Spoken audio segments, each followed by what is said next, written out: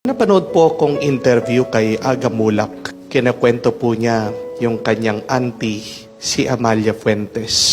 Nung malapit na siyang mamatay, binisita daw po ni Aga Mulak itong kanyang auntie sa hospital. At pagkatapos po niyang pinuntahan, pagkalabas po niya sa kwarto, may na-realize at naisip si Aga Mulak. Naawa siya sa auntie niya, si Amalia Fuentes. Kasi ibang-iba daw po yung itsura niya. Nakita niya on her deathbed, her face has changed. Hindi na yung beauty queen, yung actress, dahil sa sakit. At naawa din siya, na-realize niya, sabi, ito yung Amalia Fuentes na napakayaman, milyonaryo, pero tignan mo naman, doon sa bingit ng kamatayan, wala daw po siyang kasama. She was all alone. Dahil namatay na yung asawa niya, pati din po yung kanyang anak, si Lisel, namatay na rin. At natitira na lang ay itong mga pamangkin niya. Itong si Aga at saka yung kanyang kapatid.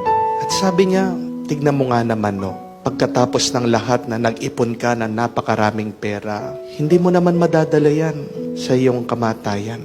That's true. Yung mga inipon po natin, di natin madadala sa kung saan tayo pupunta pagkatapos ng buhay na ito.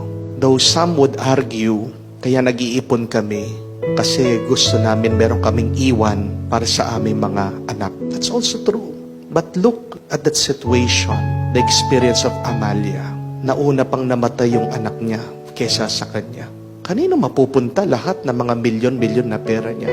Para saan? Kaya nga po, napakaganda din ng sinabi ni Aga Mulak na kailangan tayo'y palaging maging masaya araw-araw. Maging kontento sa kung ano yung binigay ng Diyos sa atin. Sabi niya, kung may pera ka, pambili ng merienda, soft drinks, tinapay, ayos yun. Pasalamatan mo sa Diyos yun. Kung meron kang pera para pamasahe mo, may trabaho ka, pasalamat ka, ayos yun. Pero yung pinakamahalagang bagay dito sa mundo, ay pagmamahal ng pamilya. Di po ba? Try to imagine yourself on your deathbed.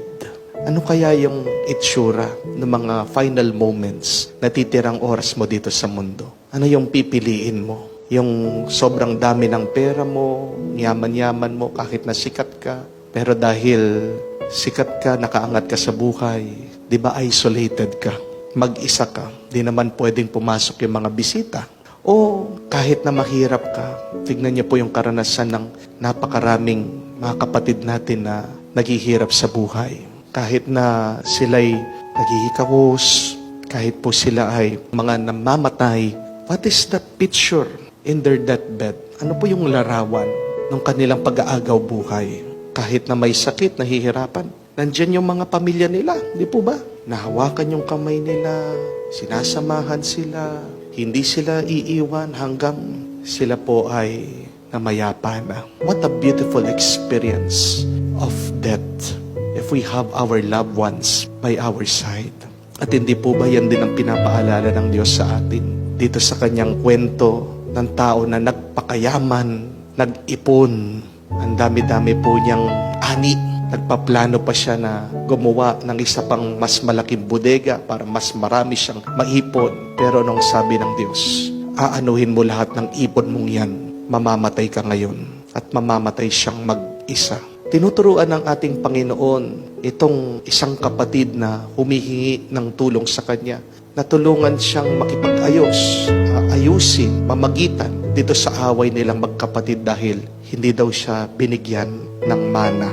Pinapaalala ng ating Panginoon na may higit pa sa pera, sa mga bagay na ating inipon, tinago dito sa buhay. As the Lord said, that though one may be rich, one's life does not consist of possession. And we read in the letter to Timothy, sinasabi that there is no hope in wealth. No? There is no hope in wealth. Kahit na meron kang pera, walang pag-asa dyan.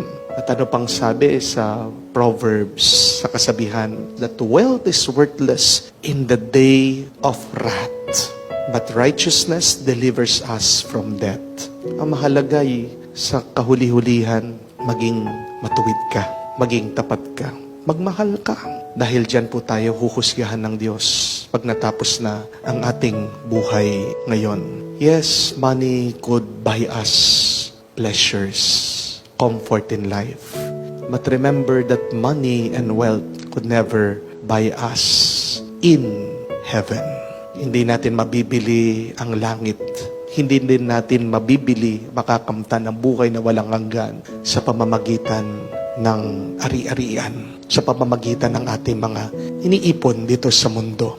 Be content, yes, but learn to strike a balance on making your life beautiful and good. Try to improve your life, yes, at the same time, by not being too much in love, being greedy for wealth and possession.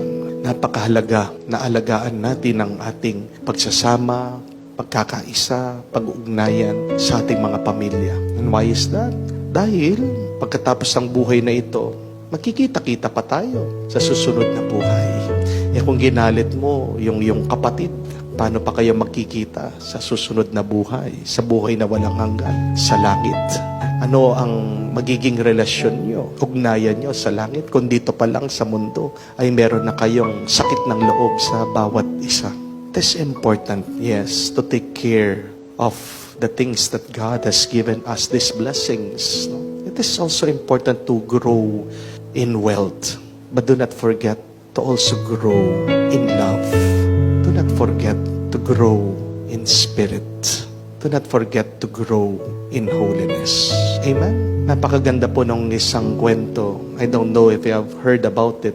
The story of these two siblings, magkapatid, na magsasaka. Ito pong kuya ay hindi nakapag-asawa. Habang si bunso, nakapag-asawa, merong pamilya. At sila pong dalawa ay nagtatrabaho sa bukid. Pero pag sila ay umaani, iniisip nila yung bawat isa pa rin. Sabi po nitong kuya, wala naman akong pamilya. Itong aking kapatid, may asawa, may anak. Kaya nga po, paggabi, pag natutulog na sila, secretly, palihim, kukuha po siya ng isang sako ng bigas at dadalhin niya doon sa bahay ng kanyang kapatid. Ibibigay niya. Ito naman pong bunso, naisip niya, kawawa naman si kuya, walang pamilya, mag-isa lang siya. Ayaw po ni bunso na magutom yung kanyang kuya. Kaya nung ginagawa, pag madilim na, pag gabi na, palihim din, secretly, kukuha po siya ng isang sako ng bigas, ililipat niya, dadalhin niya dun sa bahay ng kanyang kapatid, si kuya. And they were doing this for months. Di man po nila napansin na hindi nababawasan yung kanilang bigas.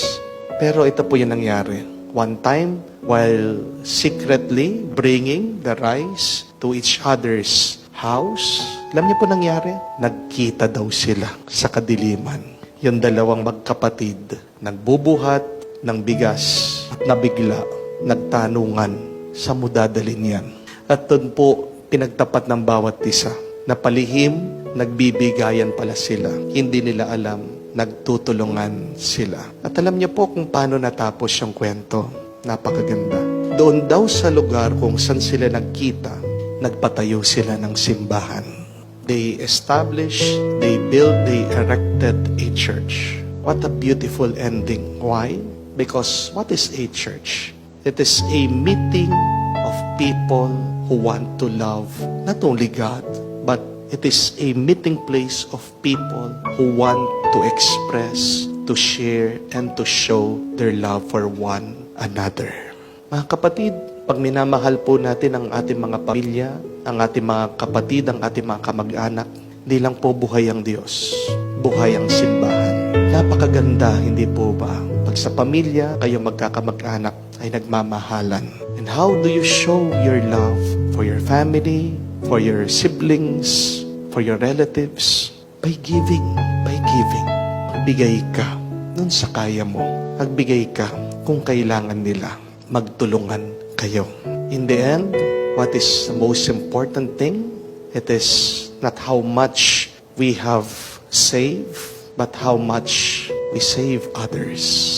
Hindi yan tungkol sa kung magkano, ilan ang iyong naipon, pero kung papaano ka tumulong at nagmahal sa iba.